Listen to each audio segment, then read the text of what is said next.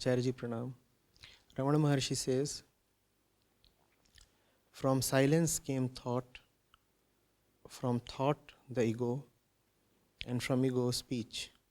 So, if speech is effective, how much more so must be its source? At one instance, he says, Mouna can change all hearts. What is the role of silence and speech in self-realization? As I belong to a profession which involves a lot of public speaking and joking around, should I consciously start speaking less to advance in my spiritual pursuit? No, you are mixing up things. Silence has nothing to do with words. Therefore, silence can not even be the absence of words. Are you getting it? Silence has no relation with words. Belongs to a different dimension. If silence belongs to a different dimension, can the presence of words be silence? No. Can the absence of words be silence? No. Neither the presence of words nor the absence of words has much to do with silence. Words are words. Silence is silence. There can be silence in wordlessness. There can be silence in words. There can be absence of silence in wordlessness. There can be absence of silence in words. All four possibilities are there. Somebody could be extremely silent even in the thick of words. Somebody could be very, very noisy even while not speaking. Getting it? See what Maharshi is saying. He is saying, from silence came thought, from thought came the ego, from the ego came the speech. Translate it and read it again. From truth came the fundamental vritti. From vritti came the multifarious tendencies. From all those various vrittis and tendencies come the myriad thoughts, and from all those thoughts come the variety of actions we are seen performing. Are you getting? That's the parallel. That's the analogy. Are you getting it? From silence came thought, from thought the ego, and from ego comes the speech. So what is silence here? Truth. The simile that is being offered here stops at speech. I have extended it to include actions. So there is one more layer that I have added to it. The Maharshi too would have added it.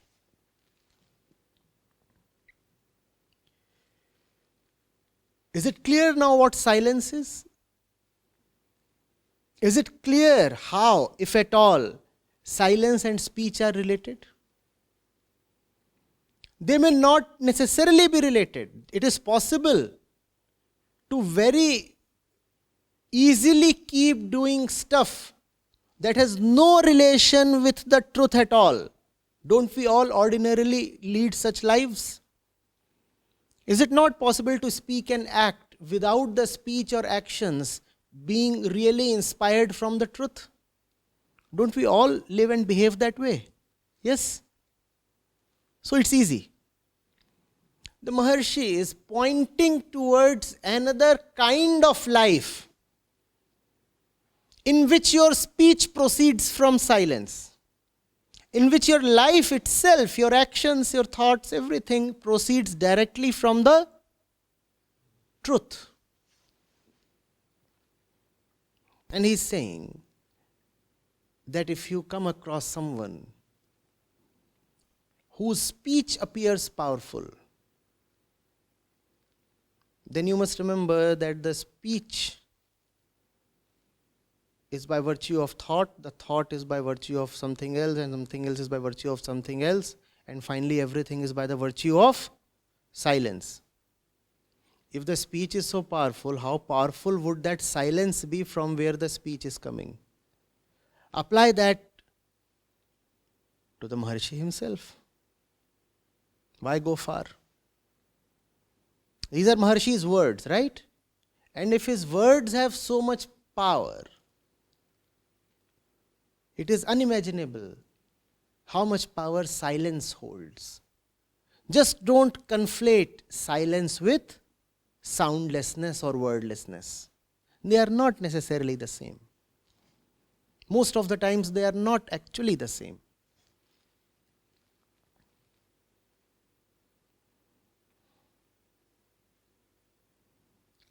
Getting it? You are saying in the question that your profession involves a lot of public speaking and joking around. Should I consciously start speaking less to advance in my spiritual pursuit? Sir, what if you are a teacher of some spoken language? What if you are a lawyer? What if your job is to teach people to speak? How will you start speaking less?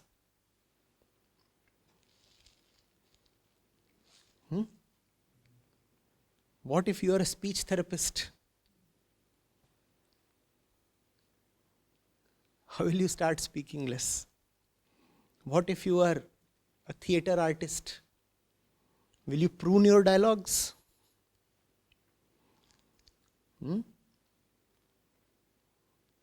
you edit out all monologues and soliloquies that might run over 14, 15 pages? So, that's not the point at all. It's not about speaking more or speaking less.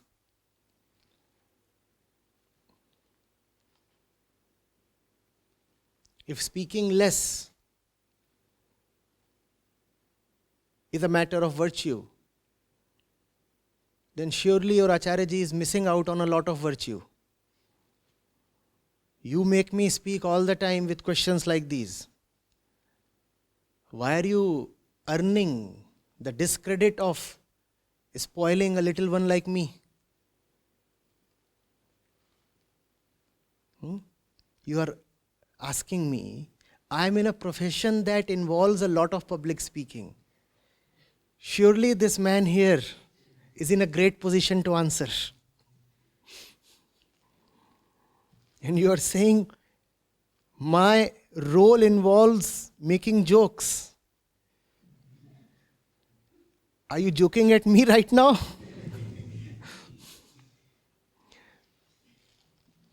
See, you made me sit up.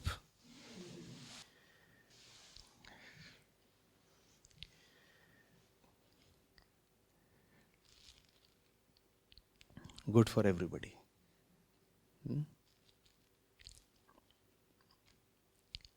No.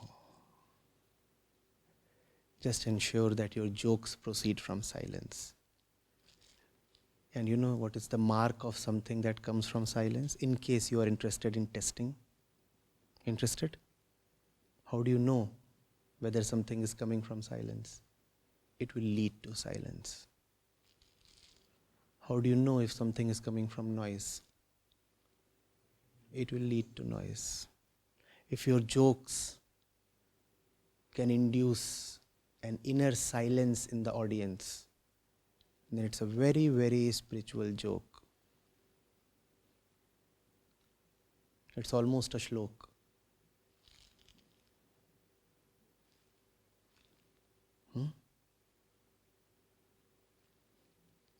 Doesn't matter whether you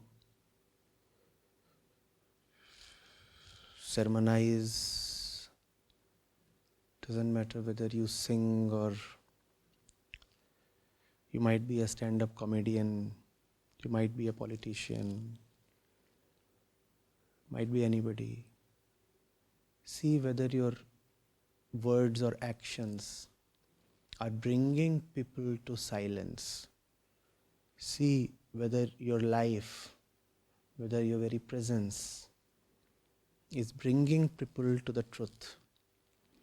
And if your life, your presence, your words, your songs, your speech, your silence, your actions, whatsoever, is bringing people to silence and truth, then surely you are coming from silence. You cannot bring the other to the truth without yourself coming from the truth, emerging from the truth. Jokes are wonderful. The mark of every true joke is that it is a joke upon itself. The real joke is the ego making fun of itself. That's the only thing that is really worth laughing at. The ego making fun of itself. What did you just do? I poked fun at myself. Ha ha ha. That's the joke. On the other hand, a joke coming from noise is the ego poking fun at everybody but itself. I made fun of you. I showed you down. I laughed at you, I demeaned you. That's a popular variety of joke, isn't it? These are not jokes. These are microaggressions. These are violent assaults in a micro way. Because of civilization and policing and morality and cultural norms, you cannot take your shoe and slap other in the cheek. So what do? You shoot a joke at the other. It's violence. And when I say violence, I do not color it with an ethical rejection. When I say violence, I merely mean that you are dealing in an ignorant kind of duality where you see the other as separate from yourself, and therefore you will never be liberated from your own suffering. That's the harm in throwing those corrosive jokes at the other. You are thinking that by attacking the other, you are safe in your skin. You are not.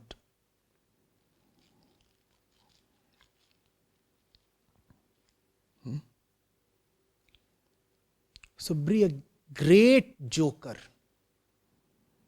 Come up with fantastic jokes.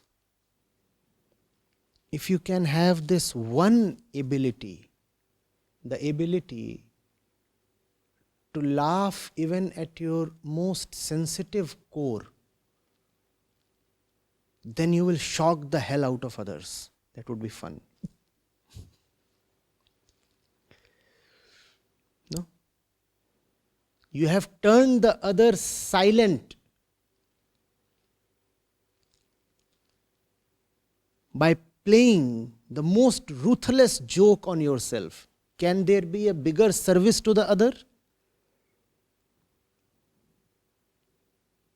The other has been stunned into silence by seeing your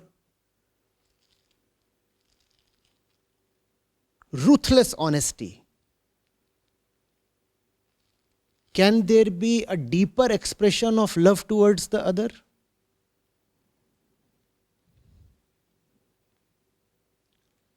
Don't be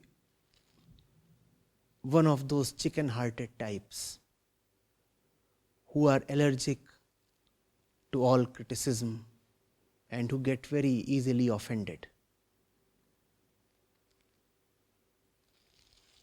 Be very, very offensive towards yourself. Choose the most sonorous abuses to decorate your own name.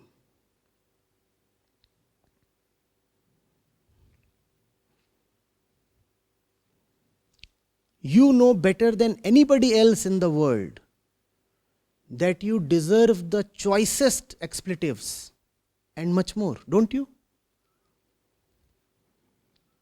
The world might know only 5.5%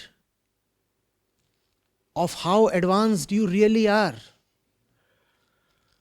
But you know the remainder 94.5% as well. So treat yourself fairly. Be inwardly just. Don't dare to take your formal name. It is such an act of deep dishonesty. What, you just called yourself Rahul Tandon? No. Keep that for the national population register.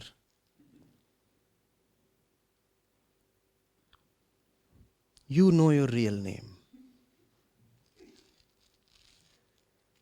Address yourself rightly.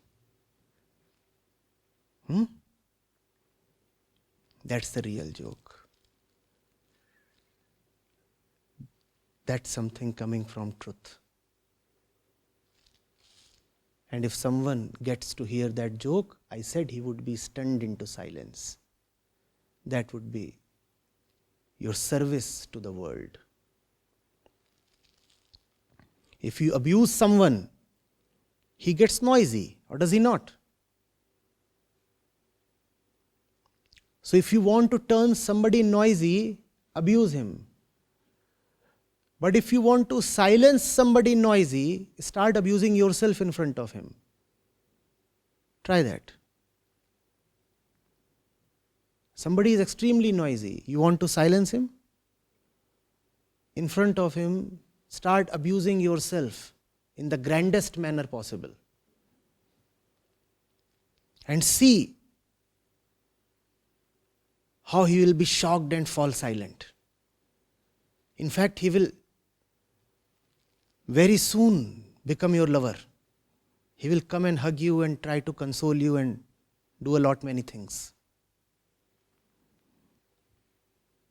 He may even nominate you to the Nobel Peace Prize. Even when you are in the podium to receive the prize, deliver a befitting speech addressed to nobody else but yourself. Have an entire vocabulary full only of abuses directed towards yourself. Mr. Nobel will be dynamited.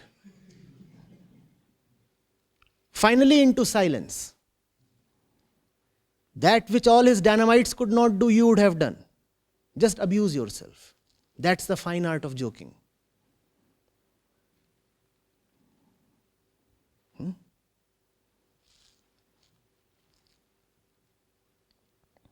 Getting it? It's not so straight-jacketed, practicing silence and such things. When even the false and artificial life can be so varied, think of how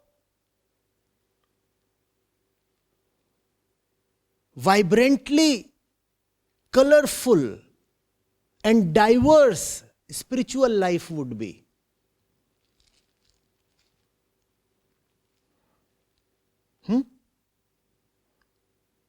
Verdant, lush green, and at the same time containing all the colors of the spectrum. But we think of spiritual life as some kind of a monotony. Somebody is sitting silently. Some lean, emaciated looking fellow with long hair sitting silently. How exciting is that? How interesting. That's why the spiritual field really does not attract too many genuine people, because we have created such images. Now, silence, if you see, is such a forbidding word. Who wants to sit silently for endless hours? But that's what many spiritual techniques are doing. Just sit silently. What does that mean? Don't say anything. Such foolishness. Total foolishness. Don't say anything, just keep sitting silently for 1 week.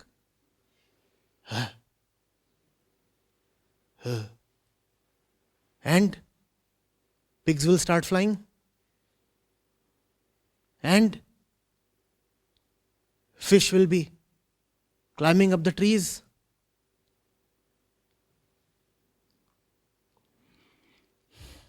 You can have the most colorful of jokes in the spiritual field.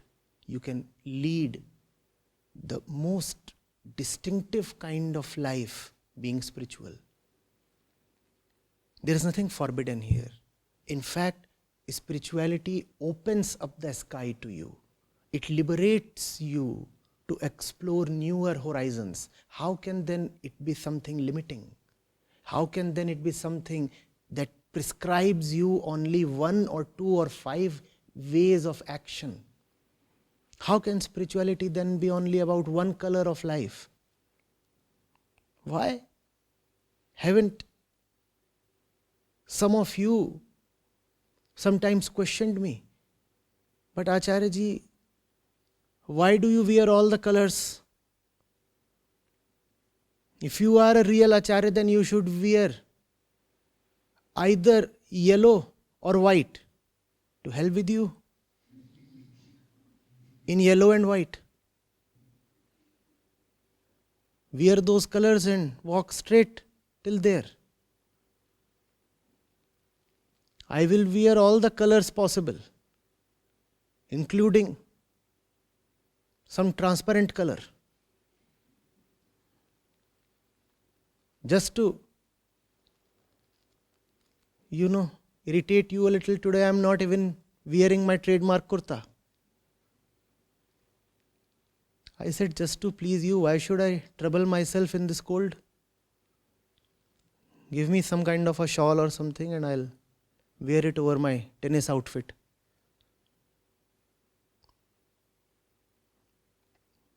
I returned from the court wearing something, didn't even change. And here I am sitting in front of you and talking all kinds of nonsense.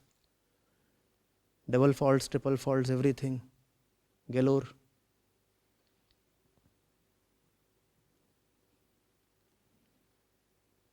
Spirituality is not about forbidding this or that. Spirituality forbids only nonsense. Spirituality forbids only the false and opens up the truth to you. How expansive is truth?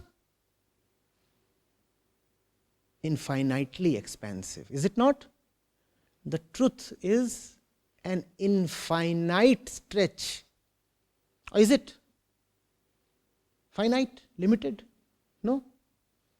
If the truth is infinite, boundaryless, how can then truthful behavior be described within boundaries? Or can it be? So obviously not. So from silence you have the power and the freedom to act in as many diverse ways as possible. I'll refine my statement. Only from silence do you have the power and the freedom to act in all kinds of free and diverse ways possible. Therefore, do not try to contain the truth within images. In fact, the more truthful a person is, the more vibrant and colorful his life would be. That brings me to a request. At least with respect to me, kindly don't hold images. If there is even an iota of truth in my life, it will only liberate me to live in multifarious ways. Those multifarious ways cannot be contained within your imagination. The way you see me in front of the camera and on your screens is just one part, one aspect, one facet of the infinite truth. The remainder obviously you cannot see, but that does not mean that the remainder must not exist. The remainder must rightfully, dutifully exist. Otherwise, I am worth nothing.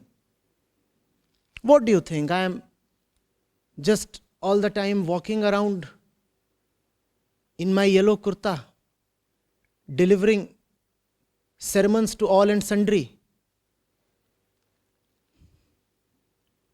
Obviously not. Have some common sense here. I mean, how explicit do you want me to be? I am prepared. Have you totally given up on basic common sense? I am a person. I am not some kind of a statue or a mannequin always sitting on this uncomfortable sofa set. And I am able to speak on all aspects of life only because, dear sirs and madams, I have lived through them. How do you think I speak on mangoes without ever having tasted them? Now, I don't want to make it even more explicit. I'm hoping you have some humanly understanding. All the time you are asking me about mangoes and guavas, about peach and papaya, and you think I don't know what a fruit is? You think I have never climbed up trees? You think I have never put my face into a ripe fruit? How idiotic can your concepts and imaginations be? I was silent all this while, you see. That silence. Silence is very, very talkative at times. Extremely expressive and eloquent. Getting it?